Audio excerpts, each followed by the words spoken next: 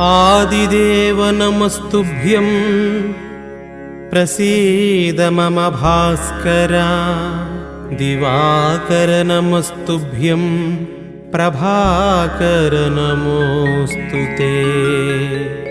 सप्ताश्वरथमारूढं प्रचण्डं कश्यपात्मजं श्वेतपद्मधरं देवं तं सूर्यं प्रणमाम्यहम्। लोहितं रथमारूढं सर्वलोकपितामहं महापापहरं देवं तं सूर्यं प्रणमाम्यहम्। त्रैगुण्यं च महासूर्यं